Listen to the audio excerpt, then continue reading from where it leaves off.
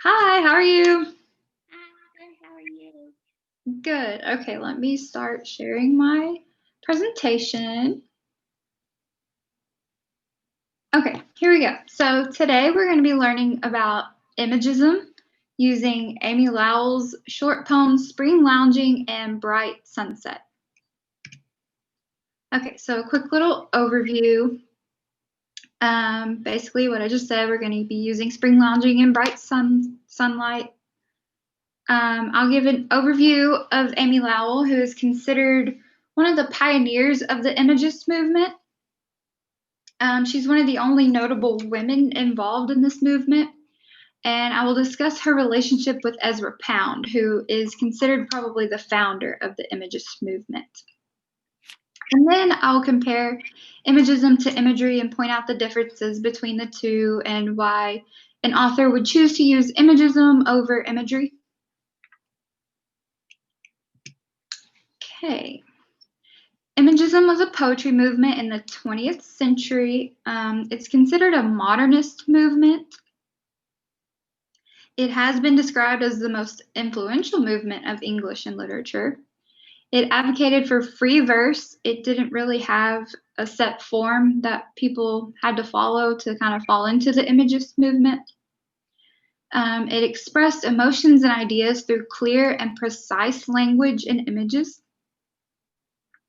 And an interesting way to imagine the kind of form and rhythm of an Imagist poem is that it fits a musical phrase rather than conforming to the beat of a metronome. So it doesn't like tap, tap, tap with a rhythm, it just fits a certain phrase.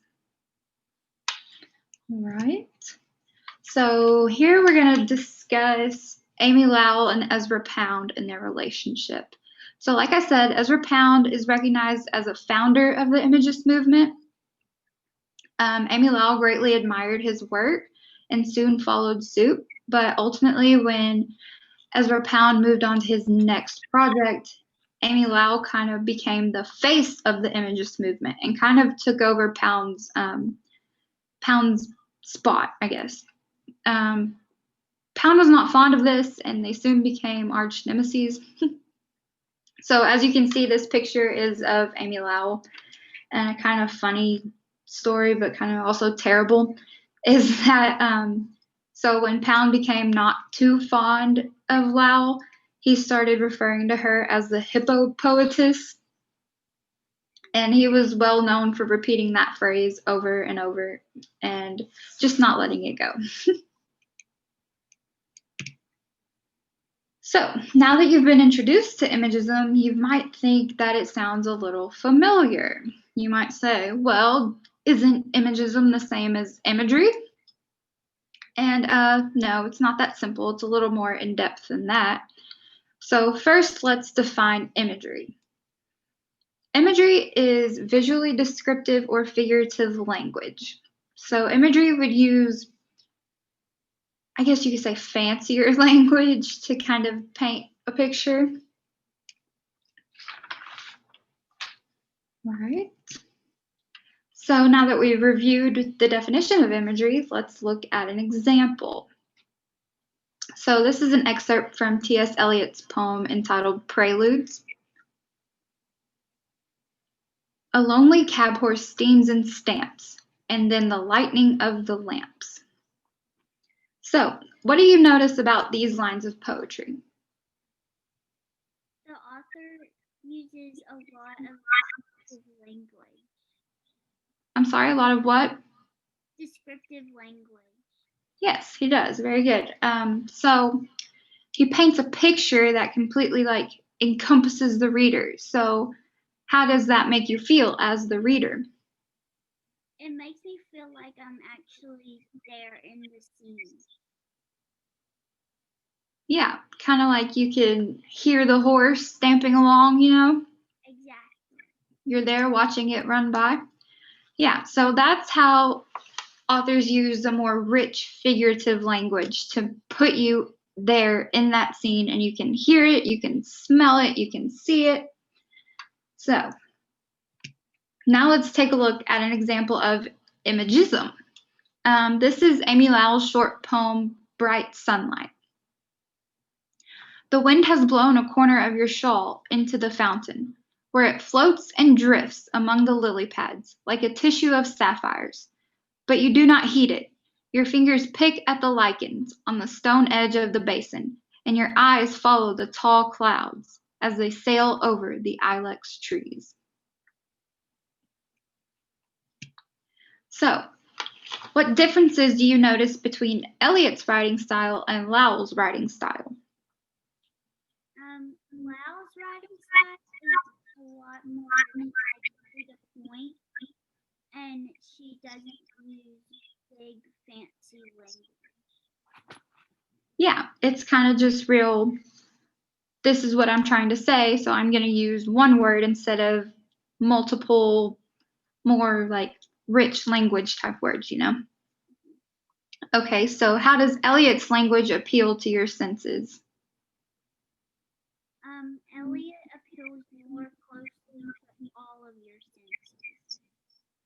Yeah, so in his poem, we could hear the horse, we could smell, well, when you read the entirety of the poem, you can smell the scene you're in, you can see it, you can feel the air. And then, so how does Lowell's language appeal to your senses?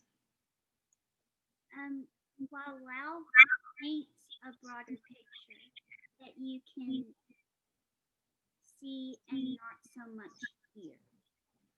Yeah, so it's kind of like you're watching it happen. You're not being placed into the scene. Yeah. All right, so let's look at another one of Lowell's poems. This one is called Spring Lounging, and as you can see already, it's a little bit different. The south wind blows open the folds of my dress. My feet leave wet tracks in the earth of my garden. The willows along the canal sing with new leaves turned upon the wind. I walk along the towpath, gazing at the level water. Should I see a ribbed edge running upon its clearness, I should know that this was caused by the prow of the boat in which you are to return. Okay, so first of all, what do you notice about this poem? It's in a really weird form. A weird what? A weird form. It is, yeah. So there's one stanza. Let's go back and look at it. There's one stanza at the top, and it's kind of like an excerpt from just any book. And then the second stanza is more of like a regular poem, even though it doesn't have a rhyme scheme really. So that's kind of more common with Imagism poems. There's not a set form. It's more free verse. Okay. So what else stands out as odd? It's kind of like she takes us from like one scene to another. Yeah, it's like the first stanza is one scene, and then you go back, not back, you go forward to another scene in the next stanza. Good. Why do you think she does that? Probably to make it more like a montage of scenes. Yeah. Very good. So that brings us to an interesting point. So Kevin Alexander, in his article entitled The Screenplay, Imagism, and Modern Aesthetics, kind of highlights this poem as a screenplay. It obviously has a unique form that you can tell by looking at it, and you can tell by reading it. It sounds different. You can hear the form when you speak it out loud. So the language is to the point so that readers are introduced to a scene in one place, and then the stanza changes and readers are transported to a different scene, like a montage of scenes in a movie. So Boone states that this is due to concrete images, so more, this is the image I'm painting. I'm not trying to use fluffy language. And then avoidance of vague generalities. So she states it, she says, this is where I am, this is what I'm doing, and then she goes on to the next scene.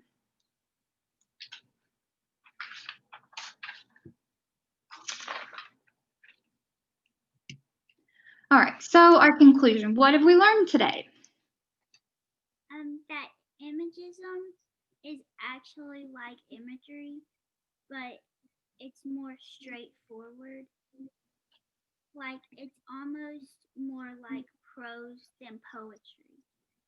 Yeah, kind of. It more so imagery would be used more in regular form poetry, not regular form, but like common form, not free verse.